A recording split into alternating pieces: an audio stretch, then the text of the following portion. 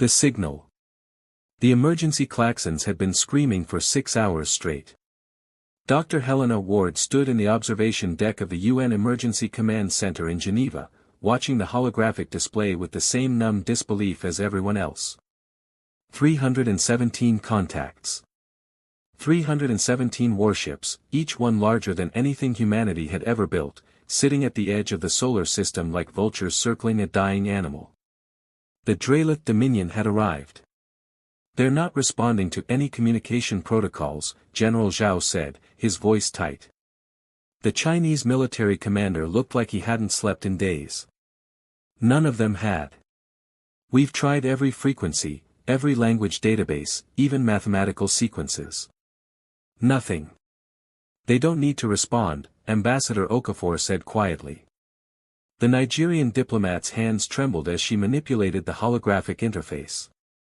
"They've conquered 47 worlds in the past century. They don't negotiate. They don't bargain. They just take." Helena pressed her forehead against the cold glass. Below, the lights of Geneva sparkled in the Swiss night, oblivious to the fact that they might be extinguished within days. Maybe hours. "We have to fight," someone said. A general. Helena couldn't remember which one. They all blurred together now. With what? Admiral Morrison's voice cut through the room like a blade. The American naval commander pulled up tactical projections. "Our entire combined fleet, every warship, every satellite weapon, every nuclear arsenal, might take out 3 of their ships. Maybe 5 if we're lucky and they're careless. Then they glass the planet and move on." The room fell silent. Helena's tablet buzzed. She glanced down at the notification, then looked again. Her heart skipped. "There's another option," she said. No one heard her. "There's another option," she shouted. The room turned. Dozens of eyes, representing every nation on Earth, focused on the rumpled academic in the corner who had no business being in this room at all.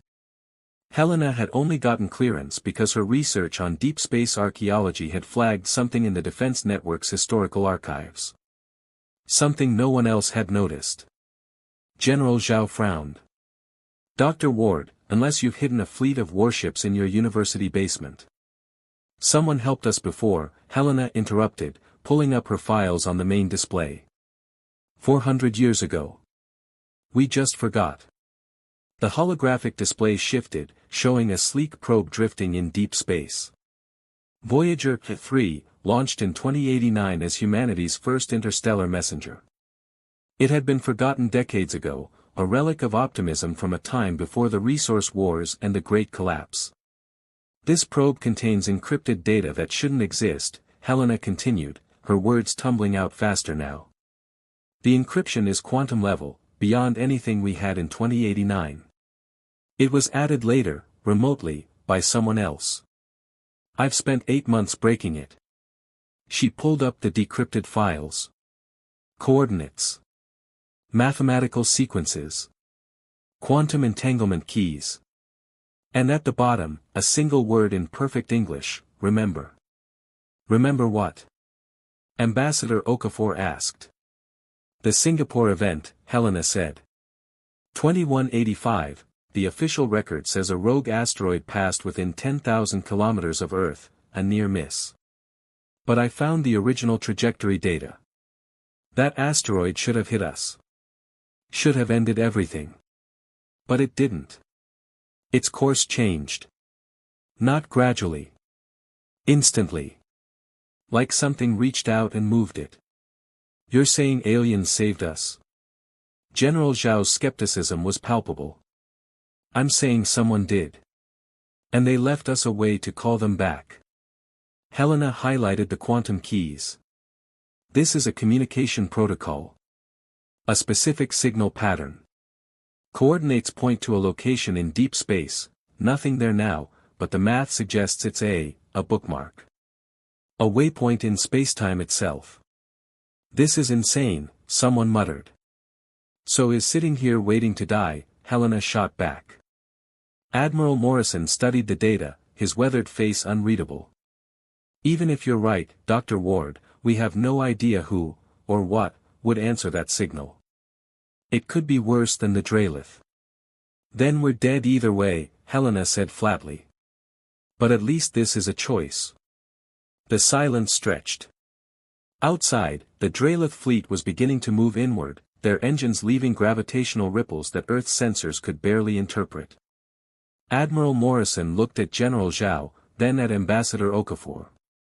Some unspoken understanding passed between them.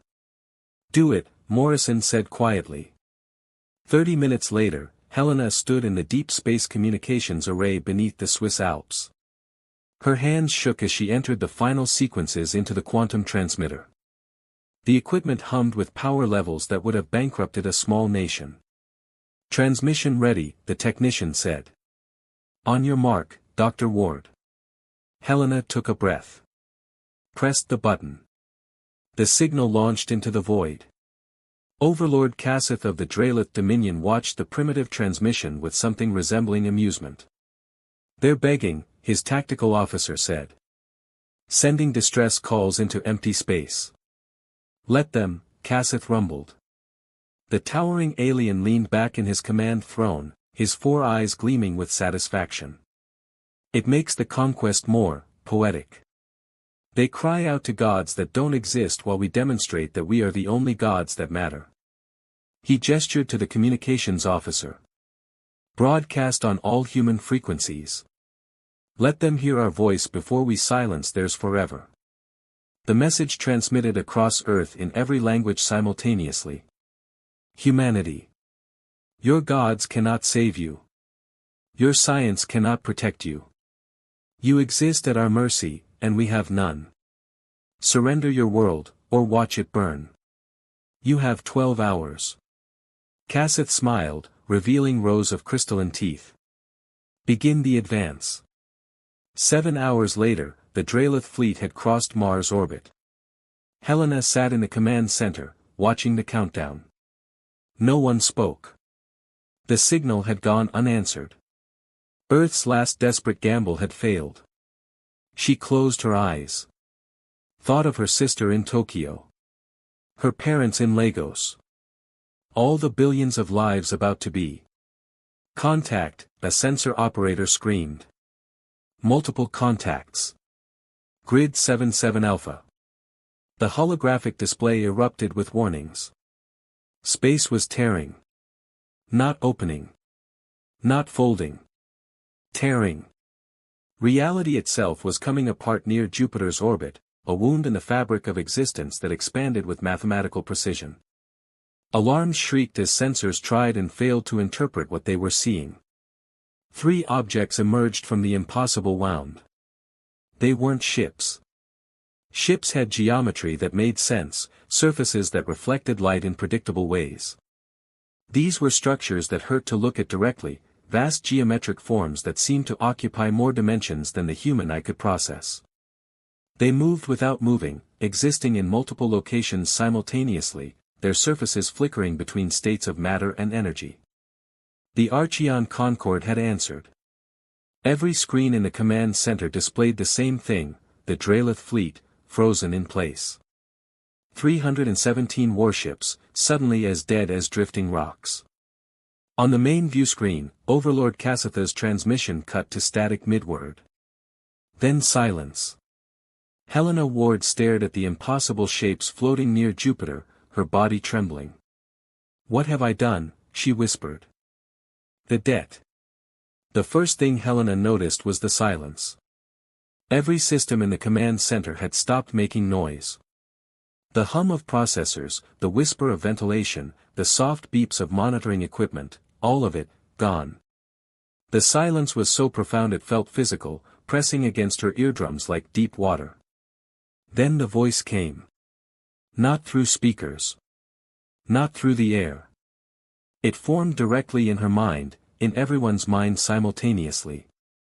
A voice that was somehow ancient and ageless at once, carrying weight that made Helena's bones ache. Contract fulfilled. Debt acknowledged. We have arrived. General Zhao collapsed to his knees. Ambassador Okafor made a sound that might have been a prayer. Admiral Morrison gripped his console, his knuckles white. Helena forced herself to stand straighter, even as tears streamed down her face from the pressure of that voice in her skull. What are you? The response came with terrible patience, like a mountain explaining itself to an insect. We are the Archean Concord. 417 cycles ago, your star system faced terminal extinction. A dimensional fracture was consuming your planetary bodies. We intervened. We sealed the wound. We adjusted your trajectory through spacetime. In return, we planted the protocol. Insurance. A single invocation. The holographic displays flickered to life, showing images that shouldn't exist, Earth in 2185, but wrong. The Singapore event hadn't been an asteroid. It had been something far worse, a tear in reality itself, a bleeding wound between dimensions that would have swallowed the planet whole. And then, something had reached through space and sewn it shut. You have called. We have answered.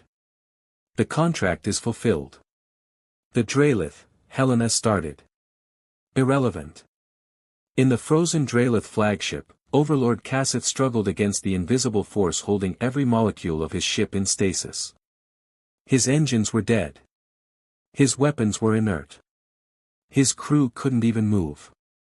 Then the voice came to him too. Dralith Dominion. Your expansion intersects with protected holdings. This is unacceptable. We are the Dominion. Cassith roared into the silence, forcing words past frozen vocal cords through sheer will. We have conquered hundreds of worlds. We bow to no. One of his dreadnoughts, the crushing will, simply ceased to exist. Not exploded. Not destroyed. It was there one moment, and then it wasn't. 3,000 crew members, gone. Not even atoms remained. The Archeon had erased it from reality as casually as Helena might delete a file. You are children playing with fire, the voice said, and now there was something in it that might have been contempt. You conquer worlds because you have not met those who conquer galaxies. You wage war because you have not witnessed true power. We give you two choices, depart immediately, or join your ship in non-existence. Cassitha's pride warred with his survival instinct. Pride lost. We, withdraw. Wise. The stasis released. Every Dralith ship's engines roared back to life simultaneously. Cassith didn't wait for confirmation from his fleet. He ordered the retreat himself, his voice hoarse with shame. The mighty Dralith Dominion, conqueror of 47 worlds, fled. Helena stood alone in the observation deck 3 hours later. The Dralith were gone. The Archeon structures still hung in space near Jupiter, their impossible geometry making her eyes water if she looked too long. Then the air shimmered, and something appeared before her. It wasn't a being, not in any sense Helena understood. It was geometry. Living mathematics. A form that existed in more dimensions than 3, casting a shadow into her reality that her mind interpreted as light shaped into patterns. When it spoke, the voice was quieter now. Gentle, almost. You are the one who activated the protocol. Helena Ward. Yes, she managed. You understand what you have done. I saved my species. You have done more than that. You have revealed yourself. The geometric form shifted, and suddenly Helena could see everything. Not with her eyes, but with something deeper. She saw Earth as the Archeon saw it, a young world at the edge of a spiral arm, previously hidden in the noise of the cosmos. But now it glowed like a beacon. We intervened once to preserve potential, the Archeon said.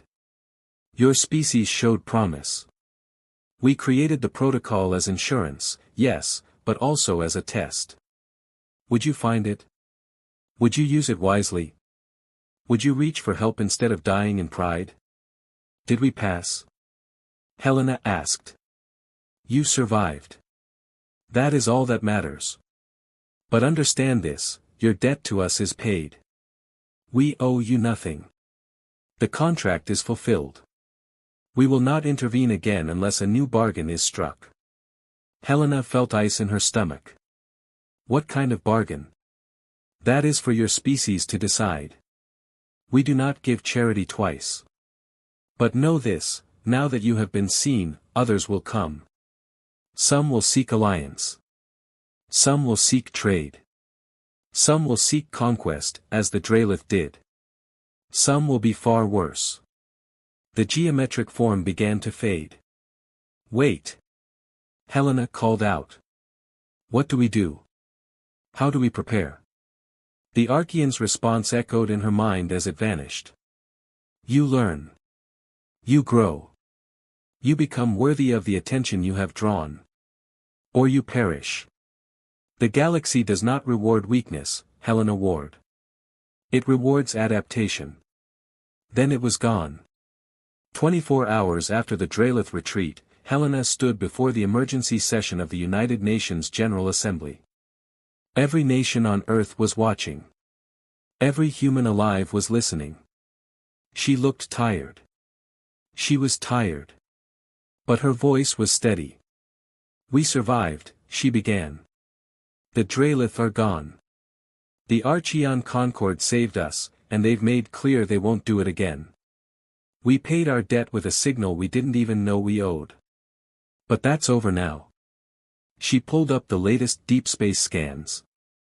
Dozens of new signals, approaching from different vectors. Some fast, some slow. All converging on Earth. We're not hidden anymore. We're not insignificant. We've been seen by powers we can't imagine, and word is spreading. In 6 months, maybe a year, we'll have visitors. Some might be friendly. Most won't be. Helena looked directly into the cameras. We were prey. The Drelith came to take us apart, and we couldn't stop them. We got lucky. We had a guardian angel we didn't know about. But luck runs out. She straightened her shoulders. So here's what happens next. We stop fighting each other. We stop wasting resources on borders and politics and pride. We take what we learned from the Drelith wrecks they left behind, yes, we're salvaging them, and we reverse engineer everything we can. We build. We arm ourselves. We prepare. Because next time something comes for Earth, we don't call for help.